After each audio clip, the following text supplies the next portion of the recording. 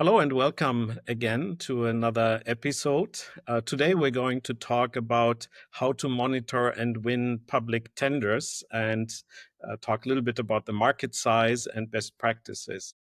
My guest today is Stefan Morcov from Hermix. Stefan, warm welcome. And why don't you tell us a little bit about yourself? How did it come to Hermix? What's your story? Hi, Thomas. Thank you so much for the invitation. It's lovely to be here. So I'm Stefan, computer software engineer and developer. My whole life has been back-end distributed enterprise applications, but also moved quite early to sales. So public sector projects, a lot of pan-European platforms for communication between professors, teachers in the consumer area, in the digital skills area, a lot of e-learning, pan-European e-learning and education portals and so on. So my whole life has been somewhere between education, e-learning, public sector projects, and I'm very passionate about technology and innovation and project management, especially complex projects. A couple of years ago, I managed to finalize my PhD in the management of very complex, large IT infrastructure projects here Okay. in Belgium, in Leuven. That's a whole topic in itself. I can see ourselves talk a little bit more about that. I'm actually also find myself a lot in these complex projects more often than not in kind of turnaround situations where people say like, "Oh, what should we do now?" Because complex projects have their own dynamics. So let's park that for another episode. But talking a little bit about public tenders and the market, especially in Europe. What has been your insight over the years? You've been very much involved in this, right? So indeed, it's a very specific market, the public sector, and it's quite distinct from all the other markets. And when we started to do systematic Hermix, and we took it systematically, like in academia, we started by researching the literature, the previous research in the area. And it was amazing and surprising, fascinating to see that there is almost no previous research. We started this domain is a little bit like from scratch. So where you see for the last 20 years, we had a number of revolutions in commerce, for instance, with the apparition of e-commerce, like Amazon platforms. In publications, you have Google and search platforms in knowledge management and so on. And even in B2B sales, in business to business, we have the revolution of ERPs and analytics tools, where in the public sector, there was pretty much nothing. So this is how we came, how we created Hermix, with the idea that this is the moment, the right moment, the market is prepared for a revolution brought by new technologies and by data that is going to transform public sector tendering and sales pretty much the same as retail has been transformed by e-commerce applications during the past 20 years. The specifics of the market, I actually like a lot public sector and doing projects, especially with European institutions, with the European Commission, and with the European agencies, with the World Bank and the UN. For instance, first of all, we have to note that these kind of projects are also have a social aspect. Governments and public institutions are not foremost economically driven. They have a social mission, a societal mission. But also, it's very interesting and specific because it's huge. And this is something that people typically don't see. But if you think about it, everything that happens on the streets, infrastructure, airports, hospitals, libraries, schools, kindergartens, universities, research, pretty much everything is public sector.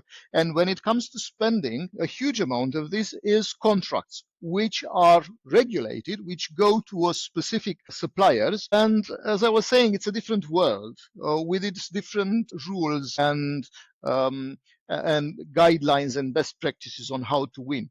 What I could notice during the past, let's say, 20 years is that data is more and more available. Transparency is increasing. There are public policies and regulations that are pushing towards more competition, more transparency, also for the participations of small companies, SMEs on this market. And also a very interesting trend is that the budgets are actually growing. There was a very short period during the 2009-2010 economic crisis where there were discussions about efficiencies. And of course, the public sector is always talking about efficiency and stuff like this. But in practice, the budgets are always growing.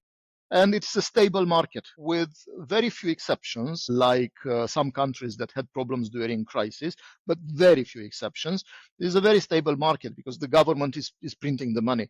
So payments are almost guaranteed, budgets are there, there is predictability and huge amounts of money. On the other hand, the competition is not so high as the competition in B2B or in the retail business. So if you want to buy whatever, a computer, you have 200 suppliers, 200 brands and shops from where you can buy one computer. Whereas in the public sector, you typically see 2, 3, rarely 7, 8 proposals being made for one huge project, like a highway or the construction of a hospital. How many proposals do you get? 2 or 3. And we talk about hundreds of millions of euros. And why? Because it's difficult to enter the market. The effort for entering the market, for writing a proposal, for choosing the best proposal is huge. We were talking with our customers and partners, and they were saying that writing a proposal for 3-4 months with a team of 10-20 people can raise the cost up to maybe 200,000-300,000 euros only to write a proposal. And of course, you don't know if you are winning it. Yeah, that absorbs a lot of time and resources. No, I can absolutely confirm that. So, I mean, you're saying the market is big, the market is growing, the potential project sizes are quite substantial. What is a good practice for, let's say, a company in Europe, for example, to participate in this market tenders? It's quite a jungle that you need to maneuver. How could they find out what is a good fit for them? So I always, as I was saying earlier, I always enjoy the strategic approaches, meaning, can I share my screen? Is it possible to share a presentation? No, I don't think so. Yeah, I think you Yes, can I do it can. as a Yes, I sharing. can. Yes. Here I am. So as I was saying earlier, I like strategic approaches. And talking about strategic approaches, I think the ingredient, allow me to find this one. The key ingredient for winning public sector sales, I have this diagram with 6 ingredients. There is a strategic view and a tactical view. From a strategic point of view, you need to understand the markets, to choose your markets. So you need market know-how, you need to have to establish yourself a good brand, reputation, and stuff like this. And the tactical aspect is monitoring the market, monitoring tenders every day, qualifying them, and writing them. So all of these are ingredients that are useful. So basically, what we do is we monitor tenders every day and we qualify the pipeline. There are not so many tenders, but they are big. Each tender in the public sector tends to be bigger than you would find in B2B and obviously retail. So you see a good tender or you prepare the next tenders for the next year and you need to qualify this project, say this is a good fit for me or not, and to create the best approach. What price do I want? What is the price point that can win this project? Which are the best partners that I can take in a consortium? What is the technology that I want to choose? And then obviously you need to write the tender. All of this that I said now takes a huge effort. So it goes to months of research and effort to write, compile CVs and so on. The strategic approach is the long term, where you need to choose the battlefields. I want to go in this market. I want to work for this type of customer in these countries for this type of projects. What kind of delivery do I choose? From what delivery center do I want to deliver and so on? You need to analyze a lot of historical data to understand the markets and the customers and gathering business intelligence. That takes also a lot of effort because, as I was saying, I was doing this manually. I did it manually my whole life with Excel, and I think everybody does that. That's crazy, right? But I mean, Yeah. a lot of companies are doing that. Excel has become mission critical for that. No? But you touch an important point. No? So how do you take the manual work out of that? I guess you need to have some kind of logic behind it and probably also some connectivity to a CRM that you typically work with. Right. So this is where this is how we started Hermix. So we looked at, I was talking to a friend actually, it was almost 4 years ago. And I was talking to a friend talking about, I really wanted to do some hardcore data development and software development for the next step in my life. As I said previously, I did a lot of tenders. It was a great business. Actually, we had together some collaborations in my previous life. I was working with Tremend. We did a great business with Tremend for European institutions, and now Tremend was acquired and is part of the big group Publicis. So I was talking to my colleague, and I was saying, I know this market quite well. I know where the data is. I have a lot of data myself and business intelligence. I know how to make meaning of it. And he said at the time, if you have data, we can produce gold out of it. So this is how we came out with Hermix. We started from market know-how and know-how about data and technology.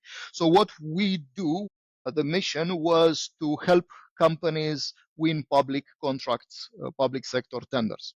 So we clean up a lot of data. We are a data technology company, and we monitor daily tenders from a lot of data sources. We cover the European Union, from European procurement portals. We download documents, tender notices, contract awards. We clean up and curate a lot of spending data, numbers. We clean up all this data, and then we are able to analyze tenders, saying this tender is a good fit for you, this tender is not a good fit, these are the requirements, these are the technical, economic, financial criteria that are needed to participate or to win in this project. And more than that, we go to market intelligence, like analyzing these are the previous suppliers, these are the previous projects, these are the relevant context information that would be needed to compile in order to make a winning proposal. That's market intelligence, going up to things like market analysis. Who are the typical partnerships, the typical competitors? Who are the typical suppliers in a particular market? Like say a market, how we define a market, it's something like health equipment machinery in Belgium. That would be the definition of one market. Or IT equipment for schools in the northern countries. What I said now, health, schools, that's public sector. So whenever you buy a phone in a school, that's a public procurement. Okay, so what I understand is you're pulling historical data also to understand who are the typical bidders in the segment. Yeah, absolutely. So we provide information like, I could show you one or two examples of reports. Mhm. I will create them on the fly. And let's reshare this again. Yeah, I'm a bit spontaneous here, Yeah, but very good. this makes things interesting. So for instance, this would be an analysis of what? The software services market in Belgium. You have number and value of contracts, and you This is have the exactly what typical, you said, no? It's an increasing market, no? So who would have thought that? I thought there's it's more scrutiny always on public budget and public sector spend, but it's growing quite continuously. always increasing. And actually, I can show you even the European Commission 20 years of trends in spending.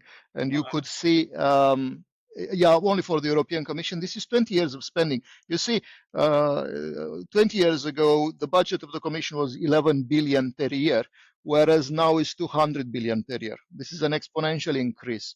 That's a The very last interesting data point. Yes. the last 4 years were impacted by the COVID crisis. In 2020, the Commission started to infuse a lot of money in national countries. And then in the last 2-3 years, we had the European Recovery and Resilience Plan. So these are actually loans taken by the Commission from the member states and redistributed to member states. But see, that's public sector money. And even before that, every year there is an increase. Even in 2009, 2011, there were some efforts to have a decrease here. As I was saying, the trend is always high. So this is the type of reports that we are providing. For instance, these here are the suppliers of IT for European institutions. You can see the companies, you can see the profiles of companies. For each company, you can see what they are doing. Like we have company profiles as well with contact points, with the market of these organizations for their markets, who are their best customers, who their competition, reports like this. That's really a gold mine, huh? Because I mean, the first thing that you have to make up your mind about is which market, which segments can I reasonably enter and compete with. No? I was just having an export import oriented workshop in the last week, and this would have been a great topic for that. Maybe I can share the video with the group later on. But that was exactly the point, no? How to select the market, what's the trend in the market, who are the other alternatives that are out there competing with me, and what is the deal size that I can expect from that. That's fantastic. On one of the slides, you also mentioned AI, obviously. No? So tell us a little bit about how AI changed the game plan for you.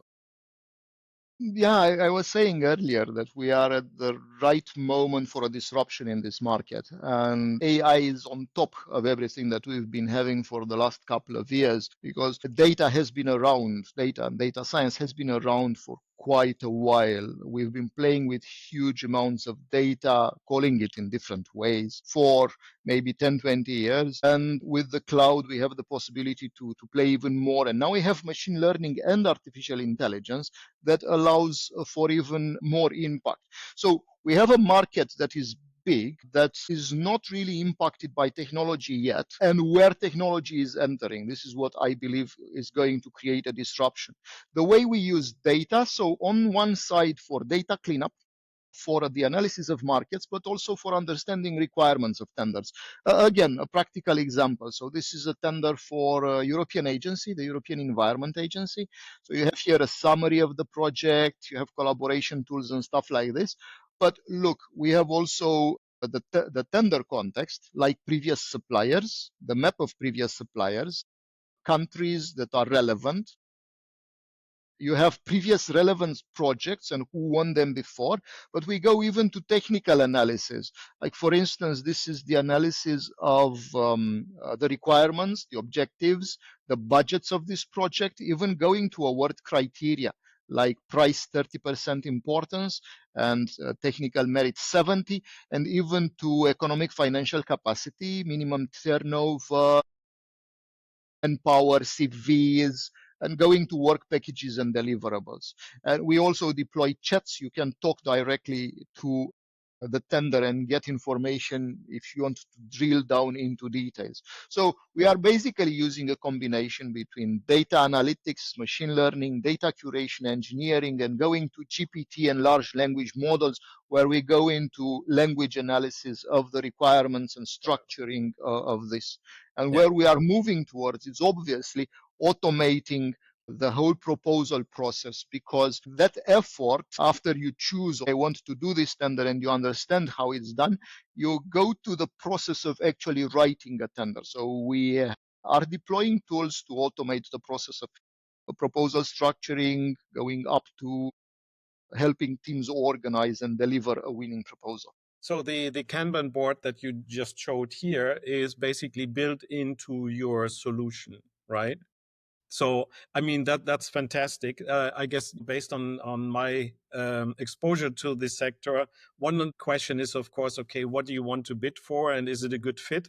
But then you also need to project manage it accordingly, because there are deadlines. You constantly need to stay up to date on the Q&A that is being exchanged until you submit the proposal, and that's all unpaid work. Nobody is ever going to pay you for preparing a tender proposal. So if you can take the uncertainty out of that, increase the odds of entering the right proposals, increasing the odds of winning it, that's a massive game changer. Absolutely. The idea is to increase the odds of winning. That's the basic idea. Of course, you are also targeting as a secondary objective the quality of the delivery, because if you choose the right technology and the right partners and the right price, then the chances to have a successful project are higher. On the other hand, the biggest objective is how to write the winning proposal. Yeah, course, no? But that's also where AI can be a big help, no? So I think the cool thing is here you're dealing with an enormous amount of structured and unstructured data, no? Which is provided unstructured data in terms of the tender and reference documentation, etc., and extracting that within no time. That's really already a big productivity boost. That's indeed our vision. Yeah. So this is the vision that we actually formalized a few months ago, also talking with our clients, like with my colleagues. Where are we going? I need to talk to you about my colleagues. I have we have an incredible team. So talking with my colleagues, where are we going with this? We made the observation that we are basically building an assistant of the pre-sales and bid team and sales team. Like, you have a meeting, and in the meeting you need to answer to questions like the first question that you mentioned earlier: can I do this tender? Do I want to do this tender? And then you start going into more technical details, like what is the technology, the partnerships, what do we know about this customer? Have we ever worked with this customer? Who delivered that?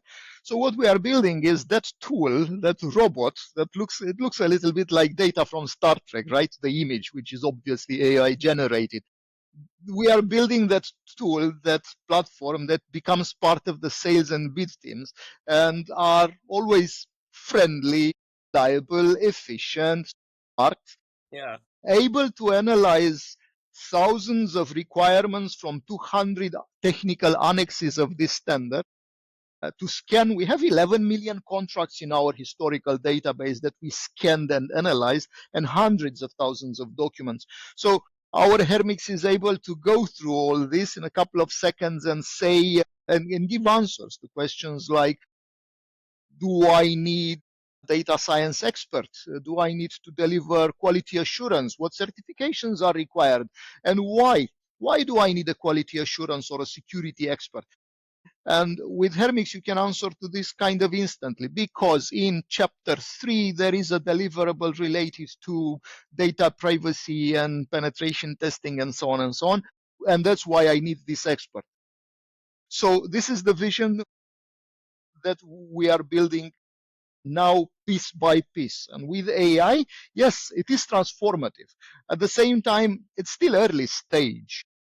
And when you do a 10 million or 100 million tender, you need to be extremely precise. That's why we are deploying these tools with quite a lot of care.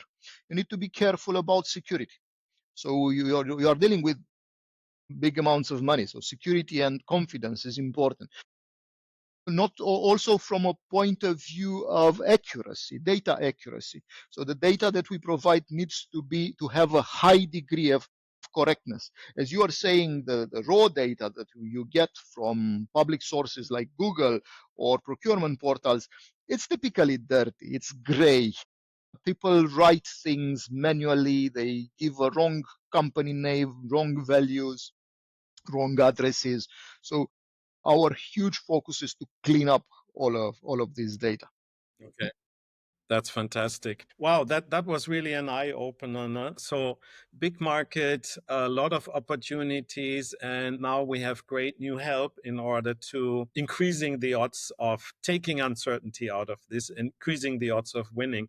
That's fantastic. Is there anything else that we should share with our audience at this point in time? Have we forgotten anything? I was mentioning earlier that I'm proud of where we got. So we have almost 4 years, an incredible team, and we are working all over Europe, especially in Western Europe. We are honored and proud of working with large companies from various areas, including consultancy, health, and companies like the big fours: Atos, Cancom, Publicis, Aricoma, Unisys, Wipro is Fujitsu, and so on. Mm, With mostly from, as I said, Belgium, Italy, Spain, with Ote from Greece, Indra from Spain, and so on. Very proud of our colleagues. We are expanding every day to new countries and with new tools. And also happy that Even in the first year when we launched this, the European Commission gave us an award, and then we collected a couple of more That's a good start. awards from the Gartner platforms, Deloitte and Google. So That's a good welcome platform. So I mean, this is really important, not only for the big companies out there, but specialty providers, experts, small businesses, which also have a special recognition in the European Union or marketplace, if you want, especially now that there are many companies, many countries actually looking for new relationships, new markets. I think this is a fantastic tool. So my question is, indeed, yeah, please go ahead. this was indeed something, trend that I noticed in 10 years ago, 15 years ago, during the previous economic crisis. In times of uncertainty, governments tend to step in with very few exceptions. There were some exceptions that are not worth mentioning, but in principle, starting with the big economic crisis and the Roosevelt rebuilding plan, and in every economic crisis throughout history, governments step in when the economy is um, not certain. And in 2010, I noticed this in Brussels quite strongly when the economies of some countries, and especially the private economies, the construction industry, the financial industry, started to show signs of trouble, especially in Spain, in Italy, or Greece. I have seen a boost in the competition in public sector markets. That's when As the you were stimulation saying, in small stimulation. and big Yeah, companies start to rely more on government spending and are moving towards more stable markets like government. So I've seen an increase in competition in those years, a reduction in pricing in the public sector as well. We are not sure where we are in the economy today, but there are signs of trouble. And we have macroeconomic impact, including from the trade tariff wars and the macroeconomic strategic yeah, environment. I do expect, and we should look into how this impacts the public sector market as well, which, as I was saying, tends to be not only stable, but also to push more money into the economies when the economic situation is unstable. yeah. Completely subscribe to that. And again, to what I said earlier, I think there are new relationships building. No? Both the issuing organizations are looking for suppliers they want to work with from certain geographies.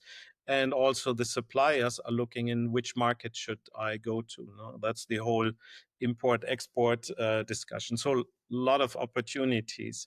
I do think that we will have another podcast or episode about how to maneuver complex projects, but that's for another time. My last question for you would be today, how can people get in touch with you? How can they learn more about you, your company, and the product? So I am very reachable. We are Hermix. We are on hermix.com, and you can find on our website lots of details of what we are doing. We are very transparent about what we do, how we do it, about data. There are tutorials, tips and tricks and support. You can sign up directly on our website and get an account and get to use freely a version of Hermix. But there are obviously more and more levels and more advanced and intelligent reports. So that's the summary of what we do. You can also always find me also on LinkedIn, on the universities websites with whom we collaborate, and so on. We will, of course, share the contact information in the show notes. That has been fantastic. I learned a lot. And I think this is going to be really interesting for companies who are looking for new opportunities. Stefan, thank you very much. I really enjoyed it. And I wish you good luck and good continuation with your efforts. Pleasure to be here and lovely to be talking to you. Okay, take care. Bye bye.